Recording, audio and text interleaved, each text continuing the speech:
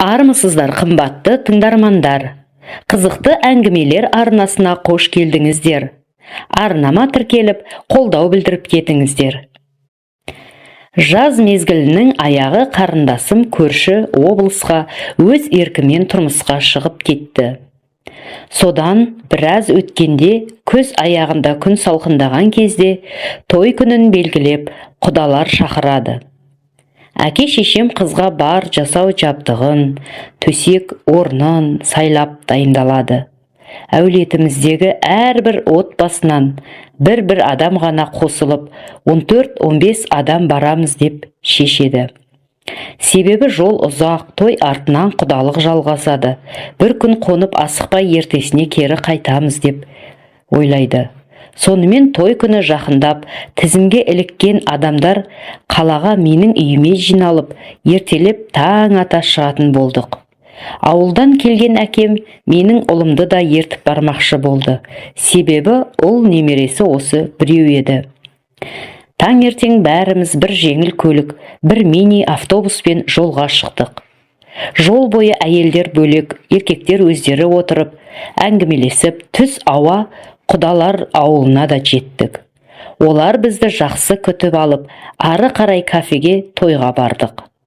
Той керемет, сый-сияпат көрсеткен құдалар ішпесімізге жанымызды қоймады. Үлкендер де, барған әйелдер де ішпегені қалмады-ау. Мен әкемнің көзінше темекі де тартпайтынымды білгеннен кейін құдалар сыртқа алып шығып әбден сыйлап, өзім де біраз сілтеп алғанмын. Тойда құдаша құдағилармен билеп, той өте көңілді, жақсы өтіп жатты. Билеп жүргенде бізбен келген жеңгем ары өтсе де, бері өтсе де, жанай өтіп, қағып кеткенсіп еркелеген кейіп танытып жүрді. Солай қызды мен дүркіреп тойда аяқталып, қонақтар тарқады. Біз жаңадан келген барлық құдалар құданың үйіне барып, қонып демалатын болдық. Құданың үйіне келіп, үлкендер жағы шаршадық, демаламыз деп үйге бірден кіріп кетті. Ал біз жастар жағы далада тағы да билеп, тойды біраз жалғастырдық. Жолдан шаршағанымыз бар. Күнде суытқан соң демалуға үйге әйелдер менен бұрын басқасы да кіріп кетті. Мен темекі шегіп, біраз тұрып қалып, кейін мен де кірдім. Жастарды бөлек басқа бөлмеге жіберіп, үлкендерге қонақ бөлмеге төсекті жаппай жерге салыпты. Әйелдер бір шетіне қарай, ерлер бір шетіне қарай жатып алыпты. Қақ ортада шекара қылып, менің кішкентай ұлымды жатқызып қойыпты. Ол да пысылдап ұйықтап жатыр екен. Жолдан күні бойы шаршап келген құдалардың алды қорылдап, ұйқыға әлде қашан кеткен екен. Баламның қасында әжептәуір бос орын болған соң, жарықты сөндіріп, қасына жатып ұйықтап алайын деп қисая кеттім. Аяқ жағымда жатқан көрпені алып, жамылып, жақсылап ұйықтап алайын деп жатқанмын. Бір уақытта бір қол көрпенің астынан иығымды сипағандай болды. Көрпені ашып, көрші бөлмеден түскен жарықпен сығырая қарасам, баламның ар жағында жатқан жеңгем екен. Мен басында сасып қалдым. Содан соң дереу есімді жиып алдым. Ұйқым ашылып кеткен.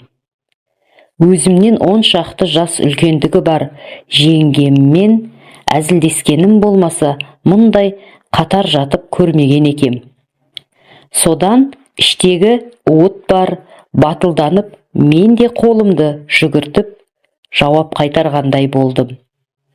Екі ортада бала, екі жағында жеңгем екеуміздің қолдарымызбен аймаласа бастадық. Ол кісі 40-тан асқан, қатты ажарлы болмаса да, 5 баласы болса да, дене пішімі жақсы сақталған әйел еді. Солай жатып, қолым анарына тиді. Бала ембеген жас қыздың анарындай тығыз, пиялай сияқты доп-домалақ екен. Содан есім кетіп, Сумаңдаған қолдарымыз белге қарай сырғи берді. Алтын балғам қақиып атып тұрды. Сөйтіп жатқанда келесі бөлме жарығы сөніп, бөлме тас қараңғы болды.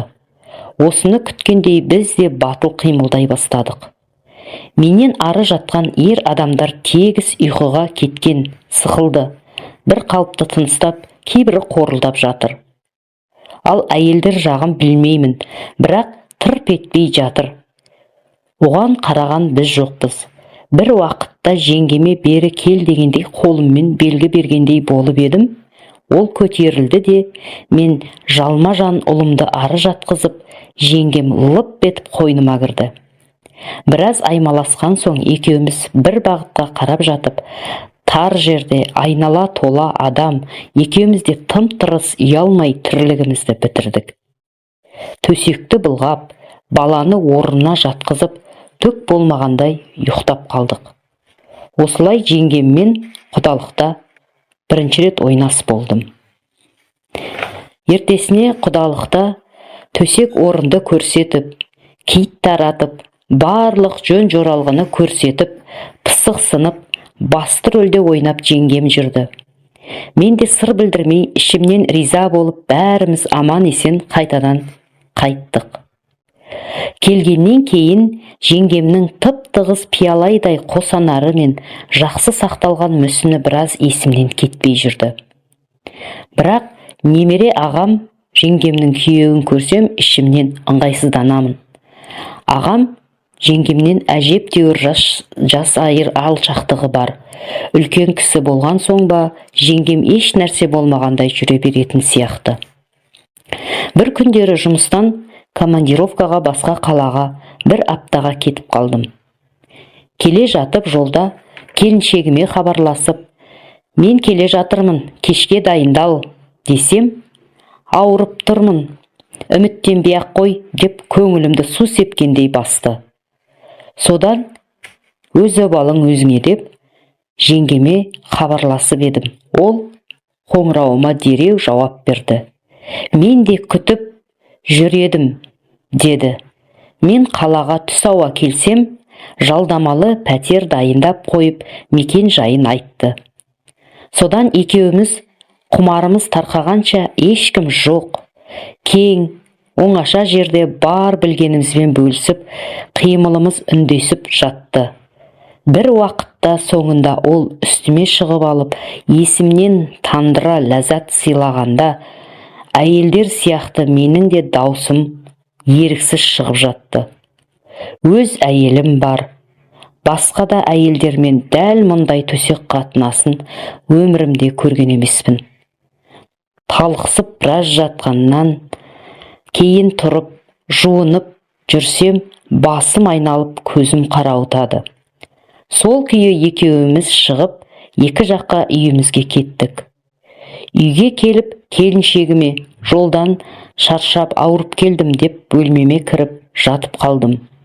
Жол бойы көлігімде қан қысымым түсті ма, көтерілді ма, білмеймін, әйтеуір бір түрлі күй кешіп келдім.